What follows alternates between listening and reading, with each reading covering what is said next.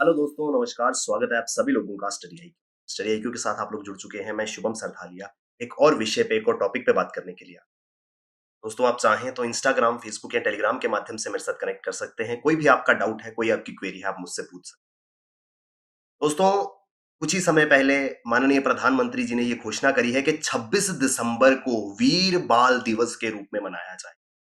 विस्तार से इस पूरे के पूरे आर्टिकल में चर्चा करेंगे। क्या है वीर बाल दिवस, क्यों 26 दिसंबर के दिन को वीर बाल दिवस के रूप में मनाया जाएगा, क्या इंपॉर्टेंस है इस अनाउंसमेंट का, इन सभी चीजों को हम यहाँ विस्तार से समझेंगे। अगर आप तैयारी कर रहे हैं पंजाब स्टेट एग्जाम्स की, चाहे पब्लिक सर्विस कमीशन और जुडिशरी, किसी भी एग्जाम के लिए आप पंजाब के अंदर प्रिपेयर कर रहे हैं, studyIQ.com या स्टडी की ऐप पर आपके लिए बेहतरीन स्मार्ट कोर्सेज अवेलेबल। तो आर्टिकल कहता है कि आज ही ऑनरेबल प्राइम मिनिस्टर, माननीय प्रधानमंत्री जी ने यह घोषणा करी कि वीर बाल दिवस मनाया जाएगा हर साल। किस दिन? जिस दिन श्री गुरु गोविंद सिंह जी, 10वीं पातशाही सिख धर्म के 10वें गुरु श्री गुरु गोविंद सिंह जी के दो साहिबजादों की शहादत हुई थी। हर साल इस दिन को वीर बाल दिवस के रूप में मनाया जाएगा। इसकी घोषणा माननीय प्रधानमंत्री जी द्वारा आज करी गई है। आज जबकि प्रकाश पर्व यानी कि जन्म जयंती श्री गुरु गोविंद सिंह जी की मनाई जा रही है, उस दौरान ये घोषणा माननीय प्रधानमंत्री जी के द्वारा की गई है। 2022 9 जनवरी को गुरु श्री गोविंद सिंह जी का जन्म दिवस मनाया जा रहा है, जिसे गुरु गोविंद सिंह जी का प्रकाश पर्व भी कहा जाता है। तो दोपहर करीब 12 बजे के करीब ये घोषणा माननीय प्रधानमंत्री जी ने करी है। प्रकाश पर्व श्री गुरु गोविंद सिंह जी का, और उनके जन्म दिवस के उपलक्ष्य पे ये घोषणा कि उनके साहिबजादों की शहादत दिवस को हिंदुस्तान में वीर बाल दिवस के रूप में मनाया जाएगा। क्यों मनाया जाएगा, ये सारी की सारी चीजें मैं अभी आपको बताऊंगा। गुरु गोविंद सिंह जी, जिनका जन्म 22 दिसंबर 1666 को हुआ था, उनके जन्मदिन को प्रकाश पर्व के रूप में मनाया जाता है। 22 दिसंबर 1666 को उनका जन्म हुआ था, लेकिन उनका जन्मदिन जो है वो हर साल नानक शाही कैलेंडर के हिसाब से मनाया जाता है। और ये जो डेट है, ये दिसंबर और जनवरी के बीच में फॉल करती है, और दिसंबर टू जनवरी के बीच में नानक शाही कैलेंडर के हिसाब से जिस दिन भी उनका जन्मदिन फॉल करता है, जैसे 2022 में 9 जनवरी आज के दिन उनका जन्म दिवस मनाया जा रहा है। तो एक बहुत ही इम्पॉर्टेंट पार्ट रहा है सिख हिस्ट्री का, साहिबजादों की शहादत का दिन जो है। विस्तार से इस पूरे के पूरे वाक्य को यहां पे जानेंगे। शहीदी छोटे साहिबजादे साका सरहंद। श्री गुरु गोविंद सिंह जी, इनके 4 सुपुत्र थे। साहिबजादा जोरावर सिंह जी, साहिबजादा फतेह सिंह जी, साहिबजादा अजीत सिंह जी और साहिबजादा जुझार सिंह जी।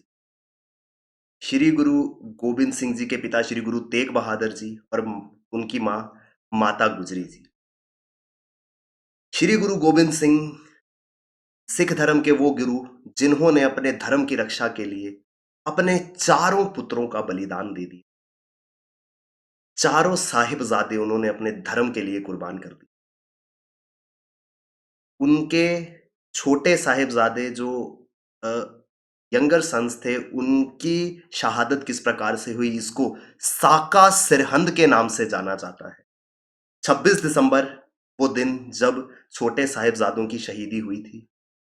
उस दिन को वीर बाल दिवस के रूप में मनाया जाएगा, क्योंकि बहादुरी का, वीरता का एक ऐसा अ, इतिहास उन्होंने लिखा है जो शायद ही कभी कोई मैच कर पाएगा।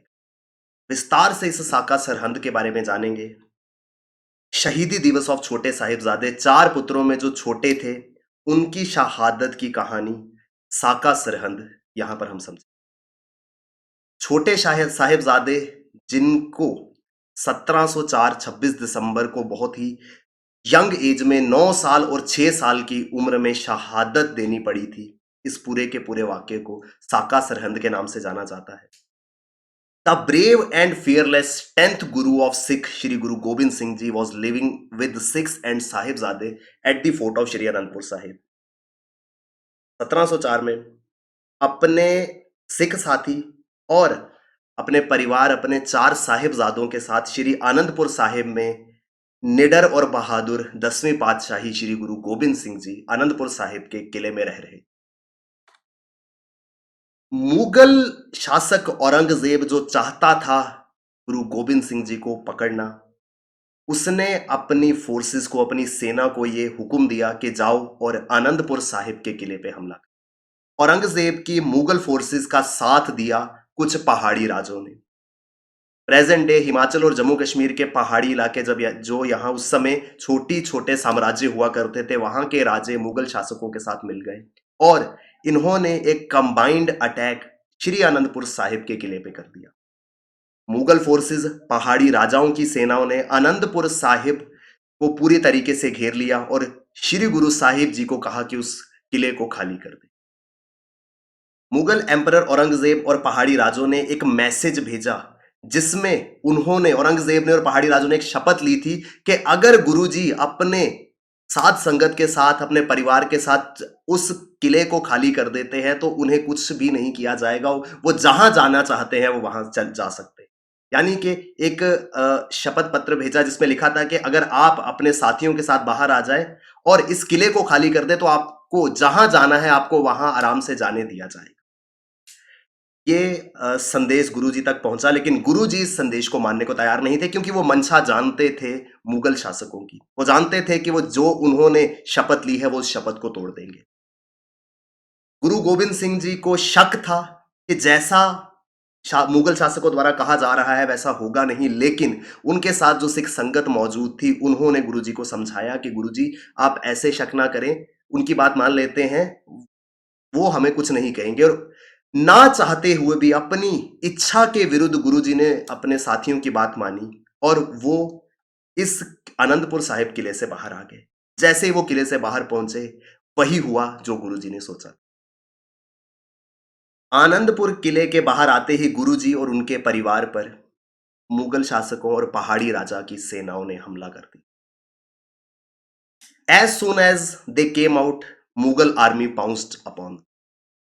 मुगल सेना ने उन पर धावा बोल दिया और एक बहुत ही भीषण युद्ध हुआ सिरसा नदी के किनारे पर। भीषण युद्ध हुआ, गुरुजी, उनके साथी और सामने लाखों की तादाद में मुगल सैनिक। लड़ाई का धूल और शोर था और इतने में पूरा का पूरा परिवार आपस में बिछड़ गया। सिरसा नदी के तट पर ये परिवार आपस में अलग हो गया। गुरुजी और उनके दो बड़े बेटे गुरु गोविंद सिंह जी और दो बड़े साहिबजादे गुरुजी के साथ एक और निकल गए और गुरुजी की माता, जिन्हें माता गुजरी कहा जाता है, वो गुरुजी के दो छोटे बेटों, छोटे साहिबजादों को लेकर एक और दिशा में चली। लड़ाई का धूल था, शोर था और परिवार आपस में बिछड़ गया। जिस जगह पे, सिरसा नदी के उस तट पे जहां पे परिवार एक दूसरे से बिछड़ा था, आज वहां पर गुरुद्वारा परिवार विछोड़ा साहिब मौजूद है, जो प्रतीक है उस दिन का जब ये परिवार आपस में अलग हुआ।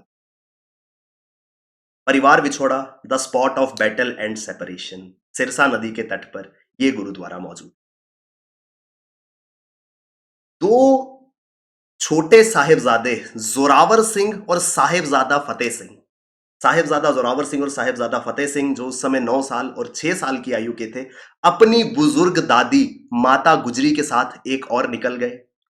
वहीं दूसरी ओर बड़े साहिबजादे, साहिबजादा श्री अजीत सिंह जी और साहिबजादा श्री जुझार सिंह जी, जो कि 18 और 14 वर्ष की आयु के थे, वो अपने पिता श्री गुरु गोविंद सिंह जी के साथ दूसरी दिशा में चले।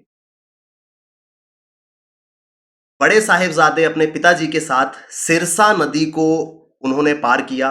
एक रात रोपड़ में गुजारी, जिसको चंडीगढ़ के करीब रूपनगर शहर कहा जाता है। रोपड़ में गुरु गोविंद सिंह जी ने अपने बड़े दो साहिबजादों के साथ एक रात गुजारी और वहां से होते हुए वो चमकौर दी गढ़ी पहुंचे। चमकौर दी गढ़ी वो जगह है जहां पर भीषण चमकौर की लड़ाई हुई थी। Chamkaur battle was fought. Guruji, उनके दो बड़े साहिबजादे और साथ में मात्र 40 सिख सैनिक, जिनका सामना हुआ था लाखों की तादाद में आ रही मुगल सैनिकों के साथ। क्योंकि औरंगजेब चाहता था कि किसी भी हालत में गुरु गोविंद सिंह जी को पकड़ना था, तो उसने अपनी बहुत बड़ी सेना को चमकौर दी गढ़ी भेजा, जहां पर चमकौर का युद्ध हुआ।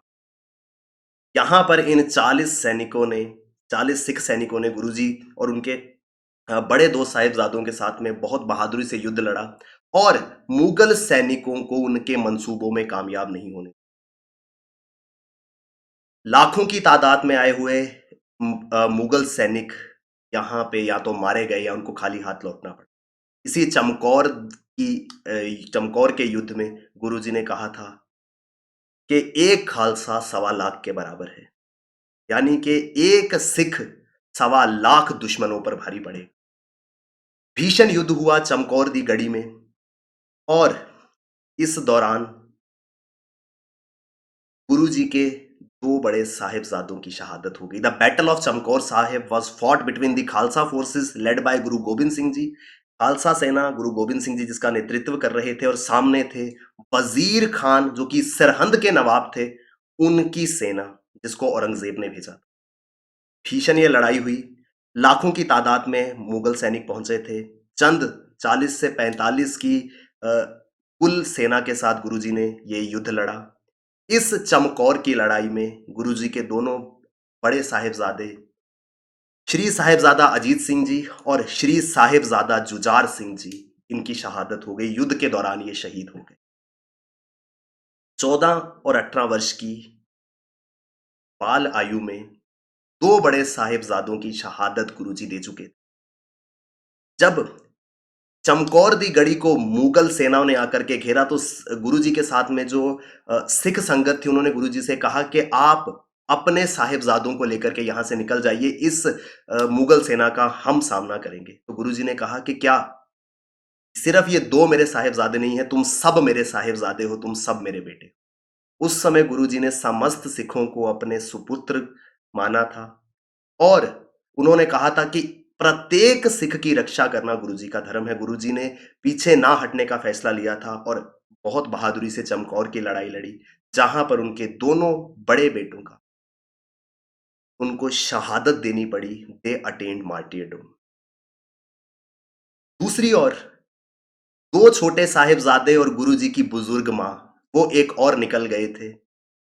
वो अपने छोटे साहिबजादे अपने पिता से अलग होकर अपनी दादी के साथ एक राह पे जा रहे थे, जहां उनके साथ गंगाराम कौल, जो कि गुरु घर आनंदपुर साहिब में बावर्ची का काम करते थे, जो रसोइये थे गुरु घर के, वो भी उनके साथ थे। उन्होंने माता गुजरी से निवेदन किया कि माता जी, आप मेरे साथ मेरे गांव खेरी चलिए। गंगाराम कौल, जिसे गंगू भी कहा जाता था, जो गुरु घर के रसोइये थे, उन्होंने माता गुजरी से कहा कि माता आप मेरे साथ मेरे गांव खेरी चलिए, जो वहां से करीब था।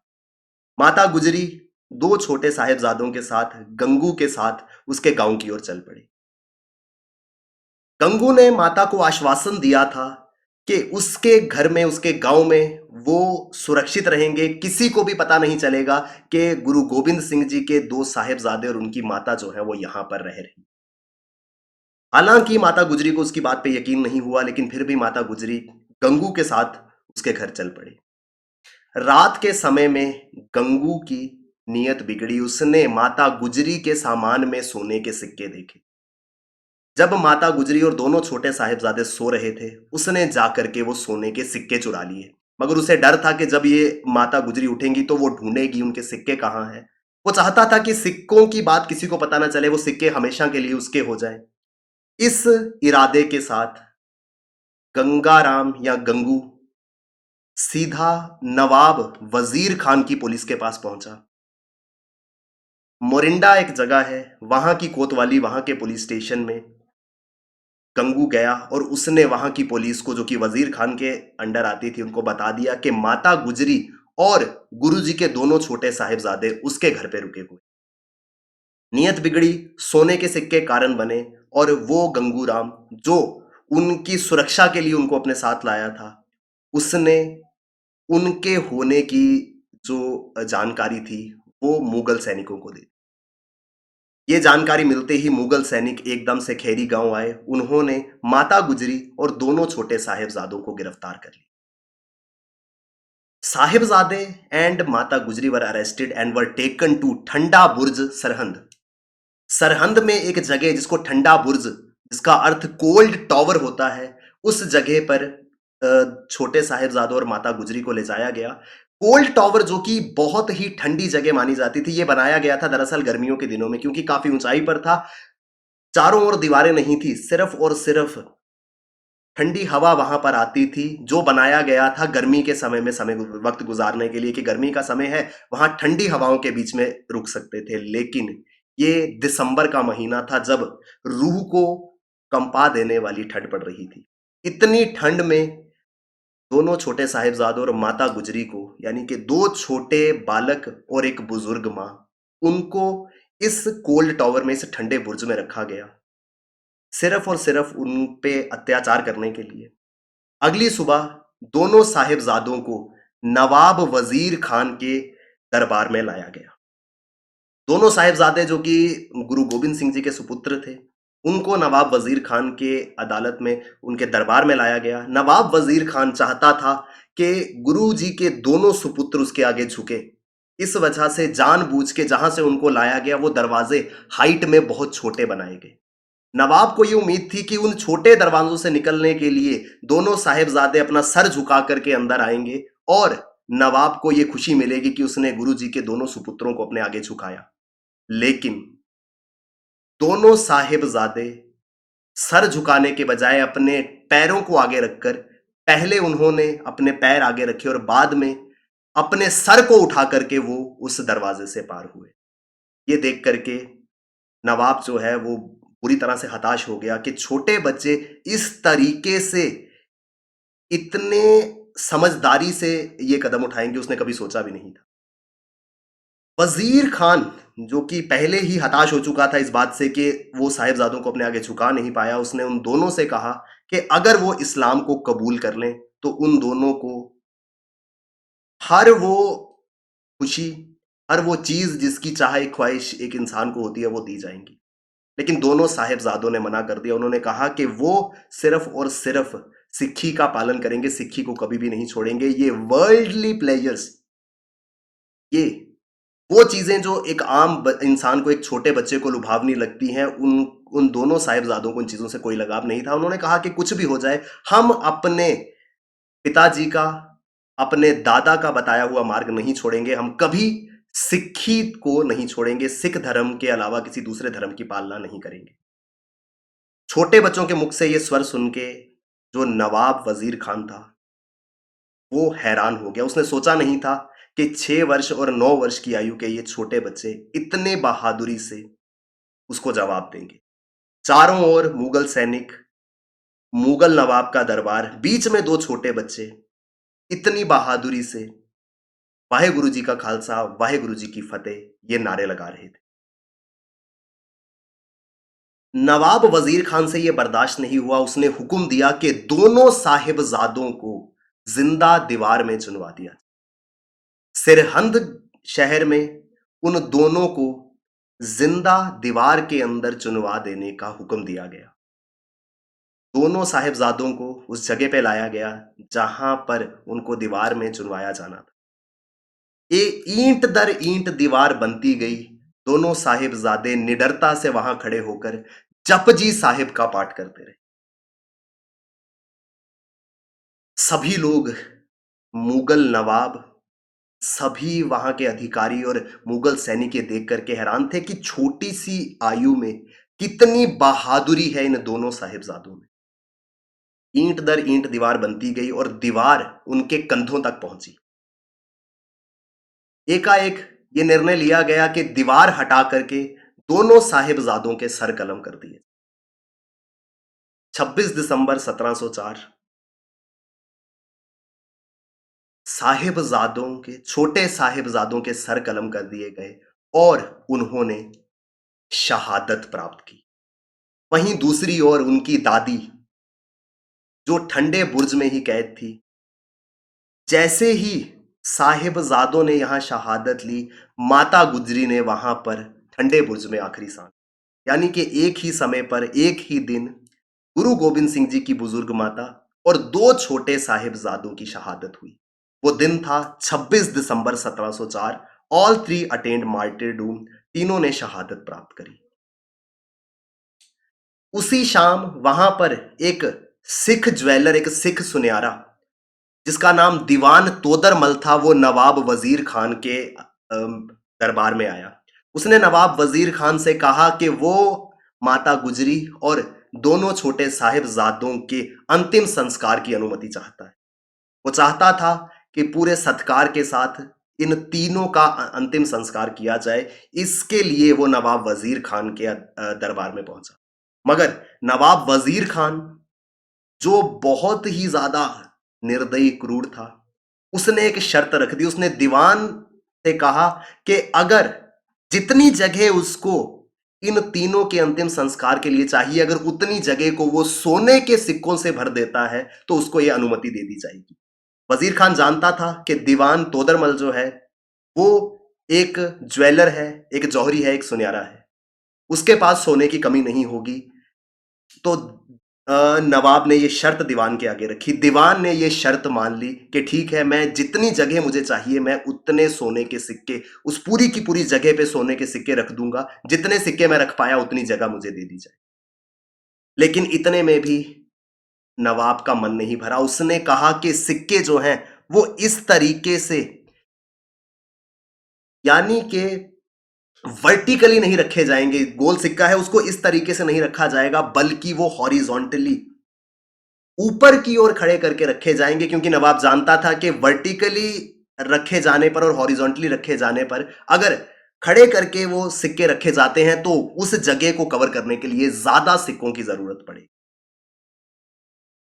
दीवान तोदरमल पीछे नहीं हटा। उसने वर्टिकली उतनी जगह पे सिक्के रखे और वो पूरी की पूरी जमीन खरीदी और वहां पर इन तीनों का अंतिम संस्कार। श्री गुरु गोविंद सिंह जी के दो छोटे साहिबजादे और उनकी बुजुर्ग माता का पूरे सम्मान, पूरे सत्कार के साथ अंतिम संस्कार किया गया। और आज उस जगह पर मौजूद है गुरुद्वारा श्री ज्योति स्वरूप साहिब जी। सिरहिंद के अंदर गुरुद्वारा ज्योति स्वरूप साहिब मौजूद है, जहां पर माता गुजरी और दोनों छोटे साहिबजादों का अंतिम संस्कार किया गया। इस तरीके से श्री गुरु गोविंद सिंह जी ने अपने चारों पुत्र अपने धर्म के लिए कुर्बान कर दिए। दो बड़े साहिबजादे अपनी शहादत दे चुके थे चमकौर की लड़ाई में, और दो छोटे साहिबजादों ने अपनी शहादत दे दी वजीर खान की अदालत में। गुरुद्वारा चमकौर साहिब जहां पर स्थित है, आज उसको दुनिया दी सब तो महंगी धरती मन्या जाता है। वो जगह जहां पर ये गुरुद्वारा, जहां पर इनकी शहादत हुई थी, जहां पर इनका अंतिम संस्कार हुआ था, वो जगह दुनिया की सबसे महंगी जगह मानी जाती है, क्योंकि वहां पर इस पूरी की पूरी जमीन को लेने के लिए यहाँ पे वर्टिकली सोने के सिक्के रखे गए थे, और जितनी ये जगह है उस जगह को वर्टिकली कवर करते हुए जितने सोने के सिक्के लगे थे उतने में ये जमीन खरीदी गई। दुनिया की सबसे महंगी धरती इस जगह को माना जाता है। इस शहादत के समानांतर शायद दुनिया में कुछ दोबारा ऐसा नहीं होगा। 6 साल और 9 साल की युवा आयु में श्री गुरु गोविंद सिंह जी के बहादुर सुपुत्र अपने धर्म का पालन करते हुए निडरता से अपनी शहादत दे देते। इतनी वीरता दुनिया ने ना पहले कभी देखी थी और ना शायद कभी देखी जाएगी। इस दिन को मनाने के लिए, इस दिन के महत्व को समझने के लिए माननीय प्रधानमंत्री जी ने आज यह निर्णय लिया है कि 26 दिसंबर का दिन वीर बाल दिवस के रूप में मनाया जाए। तो यह है पूरा का पूरा न्यूज आर्टिकल। क्यों वीर बाल दिवस मनाया जाएगा, क्या है साका सरहंद, और कब हुई थी और क्यों हुई थी शहादत गुरु गोविंद सिंह जी के चारों साहेबजादों की। आई होप हमको विस्तार से ये पूरा का पूरा आर्टिकल समझ में आया होगा। अगर आप तैयारी कर रहे हैं पंजाब स्टेट एग्जाम्स के लिए, studyIQ.com या StudyIQ की ऐप पर आपके लिए बेहतरीन smart courses available. Definitely in courses में एनरोल करें और अपनी प्रेपरेशन को StudyIQ के साथ बेहतर बनाएं। Thank you very much, all the best, keep working hard, bye bye, take care, जय हिंद।